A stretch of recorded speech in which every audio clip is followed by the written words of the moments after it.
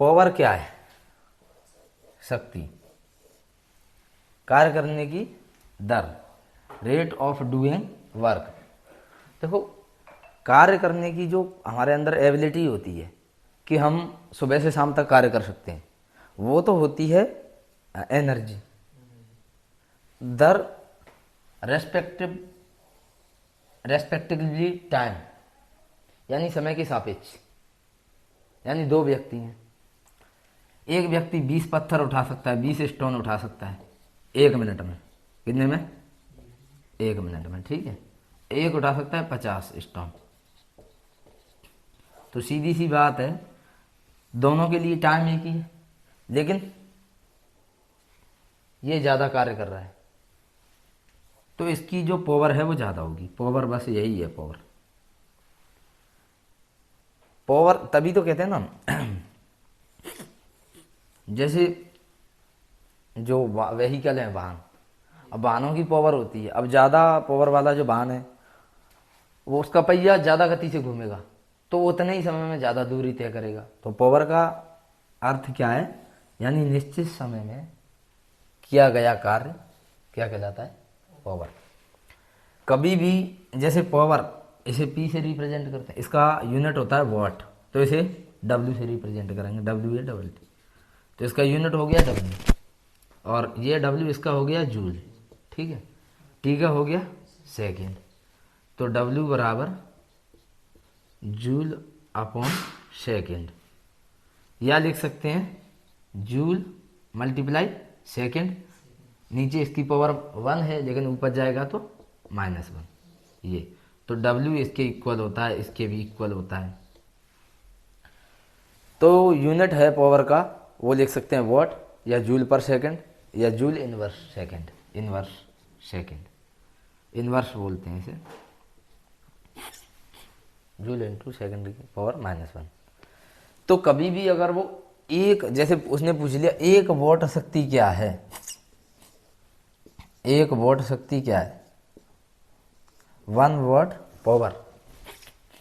कभी भी ऐसी कोई डेफिनेशन पूछे तो हमें क्या करना, उसका बेसिक फॉर्मूला क्या है? उसका बेसिक फॉर्मूला ये, इसको लिख लेना, और इसमें जो भी क्वांटिटी दी है सबकी वैल्यू 1 1 कर देनी है। इसको 1 जूल कर देंगे और इसको 1 सेकेंड। यानी 1 सेकेंड में 1 जूल कार्य करने के लिए जो शक्ति की आवश्यकता होती है वो 1 वॉट शक्ति है। क्या है? 1 वॉट पावर।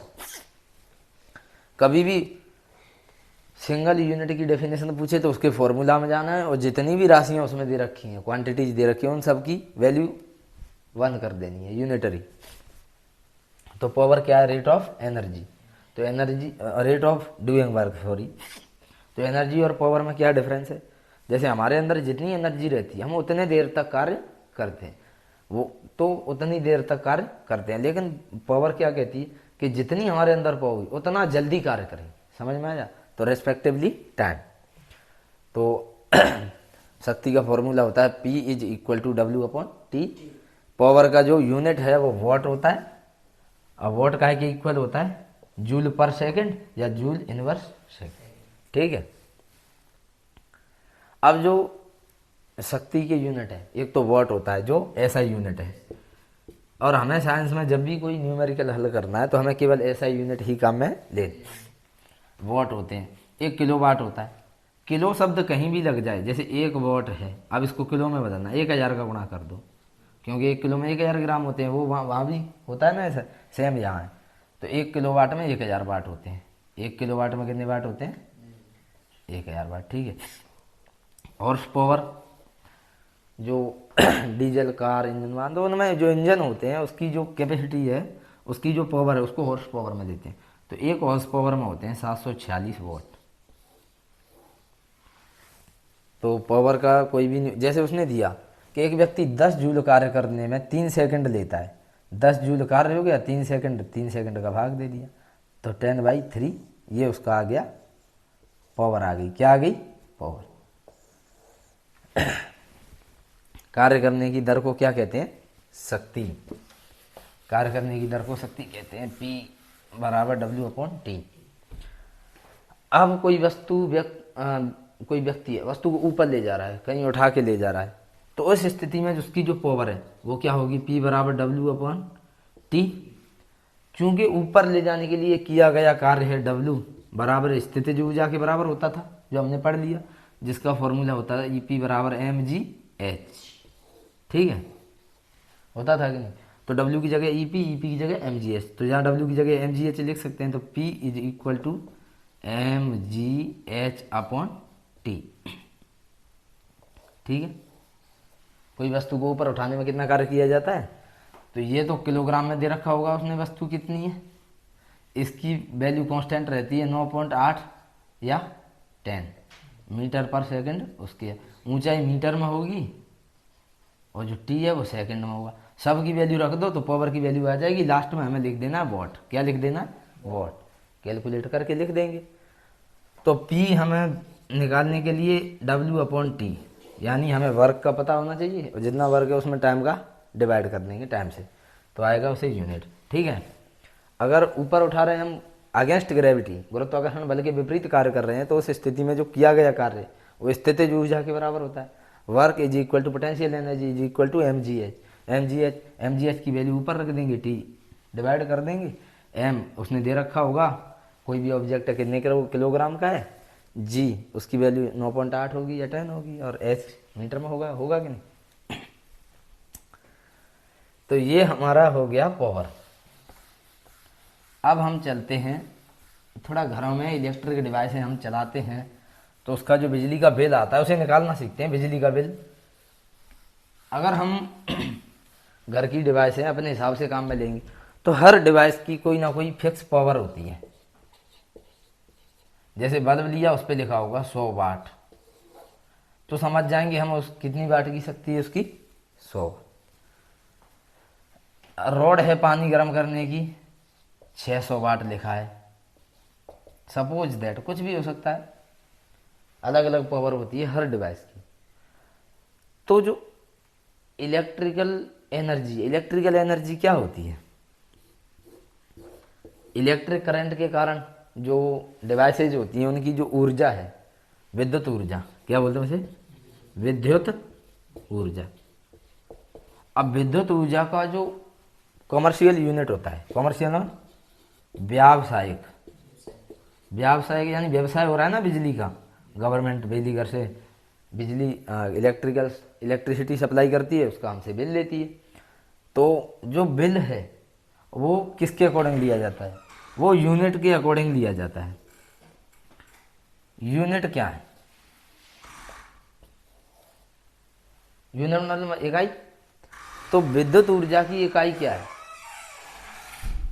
विद्युत ऊर्जा की इकाई किलोवाट घंटा, सीधी लिख दो, किलोवाट घंटा, किलोवाट आवर, kWh।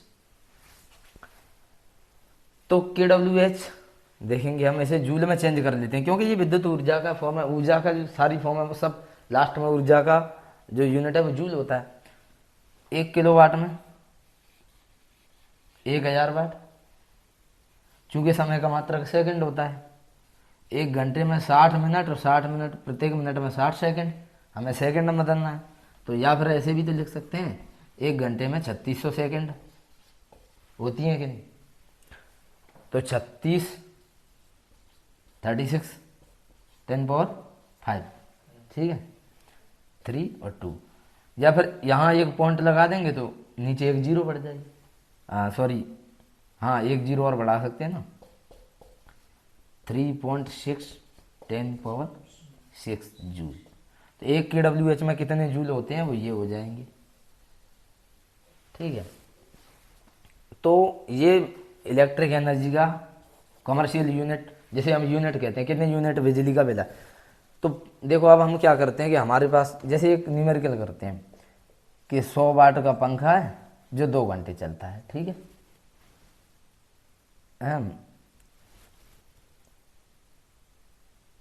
और एक 200 वाट का है, कोई भी चीज़ है वो भी 2 घंटे चलती है।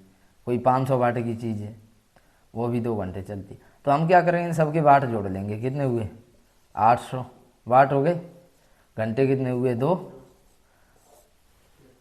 अब ये हो वाट, ये हो गया हमारा वाट इंटू घंटा। क्या हो गया? वाट इंटू घंटा। ये वाट और ये घंटा, वाट और आवर का मल्टीप्लाई कर। लेकिन इसे अब यूनिट में चेंज करना है ना, किस में? यूनिट में। तो यूनिट होता है किलो वाट, तो किलो में बदलने के लिए क्या करेंगे? 1000 का भाग दे देंगे। क्या करेंगे? 1000 का भाग दे देंगे।